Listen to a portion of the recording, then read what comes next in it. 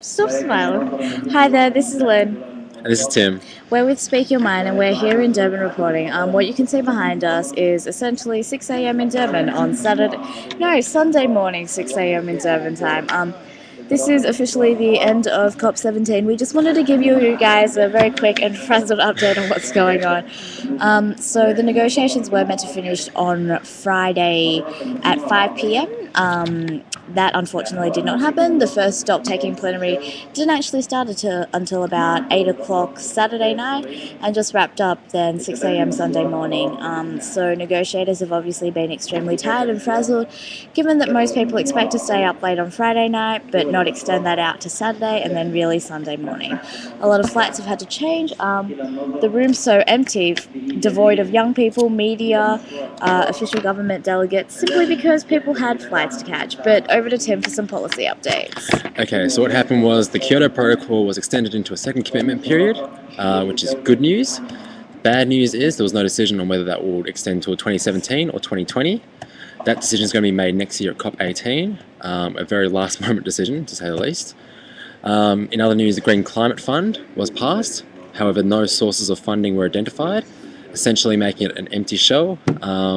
Of course, as you may know, Oxfam were big pushers for the bunker tax. That is a tax on international shipping.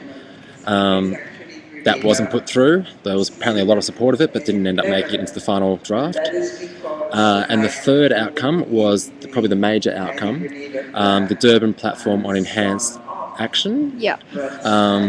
And so there's a working group on that that's going to take over from the long-term cooperation LCA, that's 6 a.m. LCA. I haven't slept, Shania. This is the worst video. So LCA is going to be going to finish up next year at COP18, and then the Durban platform is going to take over. That's going to look into and facilitate negotiations around a new global treaty.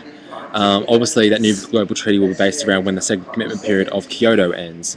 Now, that new global, this framework and plan to develop a new global treaty to essentially not replace Kyoto, but eventually transition out of Kyoto into this. It has the possibility to aim for high ambition, so it's a bit vague right now in saying that it'll be reviewed in 2015 and implemented in 2020. But I guess the good news from that is when it says implemented from 2015, the 2020 date could change depending on how lobbying and what global and domestic circumstances are like. And it's been given a mandate to seek a legal force to the treaty, is that right? Yes, so the exact wording is agreed outcome with legal force. So it's not legally binding, it's not a legal treaty, it could be any one of those things, so that's still up for negotiation. So it does offer quite a lot of leeway in that sense, that even though Kyoto is a bit indeterminate right now and does in some ways lock countries down to a low commitment to reducing their CO2 emissions, if we do manage to successfully transition according to this timeline to the Durban platform for enhanced action, then it gives us the ambition to aim for greater ambition and hope that at that point in time, domestically and globally, we'll be able to aim for more. Yeah. And just to tie up some loose ends for those who've been following the Thai negotiations, India and the EU compromised. Equity wasn't mentioned in the text.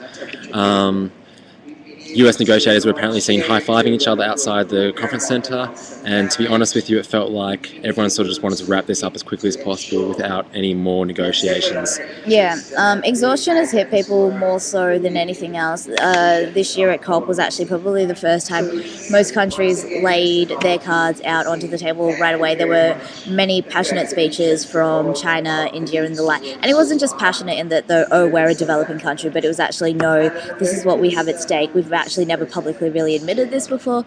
So there were some, progress made in that sense, but when you're at hour 40, 60, I can't count that high.